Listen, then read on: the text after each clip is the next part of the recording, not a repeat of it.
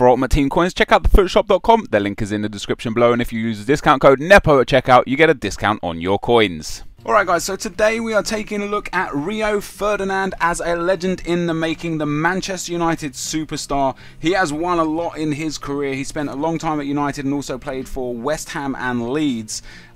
Before we kind of look at his actual card and look at what he's won, the reason why I'm doing Ferdinand is since him and Vidic are both leaving United at the end of this season, or in the next month or so, I guess. A lot of you guys and fans alike have asked me to do both players, so if you do want to see Vidic as well, let me know in the comment section below and leave a like on the video, and I'll throw Vidic up in the next couple of days as well. Ferdinand for me has always been an interesting character. I've never really liked him ever. I don't really know why. I've just never liked him. I guess like the time that he spent out for that failed, oh, was it a failed drugs test or just quite simply missing the drugs test? That sort of thing leaves a sour taste on a person.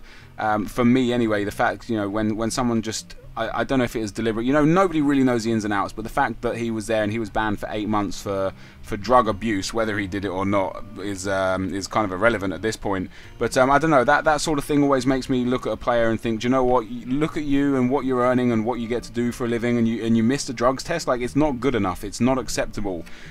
So yeah, I've always had a sour taste for him in my mouth, but that's not let me kind of discourage anything from this card. I've still given him what I believe is a very, very fair card, and I think he will be a legend very early on in FIFA as soon as he retires from real life, because he is definitely one that EA will have the rights to. So he's played 696 times in his career, obviously most of that for Manchester United, scoring just 13 goals, which is quite crazy because centre-backs tend to get a fair few goals, you know, 2 or 3 a season over a sort of like a sort of 18 to 20 year career. You're looking at most centre-backs getting 50 to 60 goals, but Rio Ferdinand comes in with 13, and for England in 81 appearances scored 3 goals. He won the Premier League 6 times with United, the Champions League once, the FIFA Club World Cup once, the PFA Team of the Year he was in 6 times. He was in the FIFA World 11 1 time, which just goes to show his credentials as a centre-back, and the Football League Cup he won 2 times. He only ever won anything with Manchester United. He didn't win anything with Leeds or West Ham, or the 1 year that he spent on loan at Bournemouth.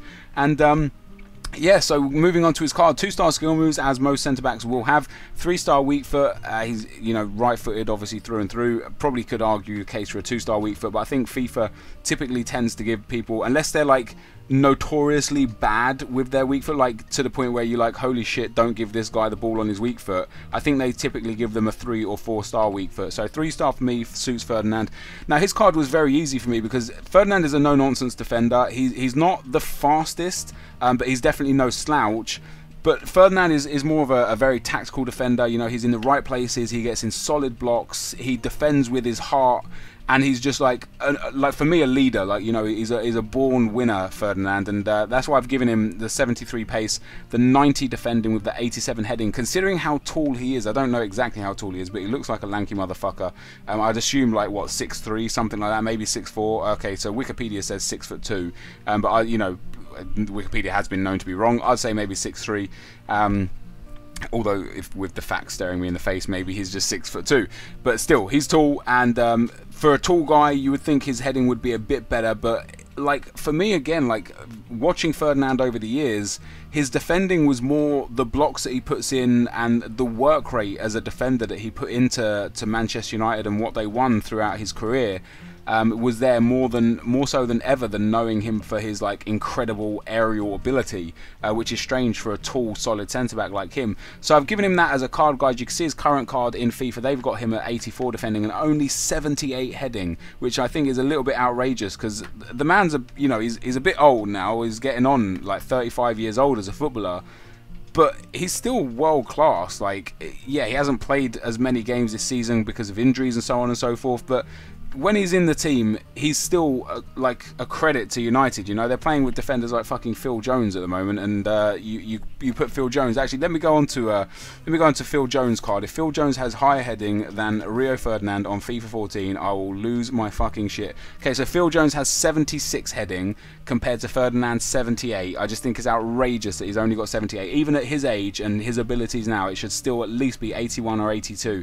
But that is the card I have given, guys, and Ferdinand Ferdinand's legend card there would be very, very nice addition to maybe an All England Legends team that we could potentially build of Sheringham, Owen, Seaman, Campbell, Neville, and I don't know if there's any other legends in there. I think I nailed all of them. But anyway, this is going to be the end of the video, guys. As always, thanks for watching. Hopefully you enjoyed this. If you did, be sure to leave a like, rating, comment, and subscribe to my channel if you haven't already. But for now, guys, I'm out. Peace.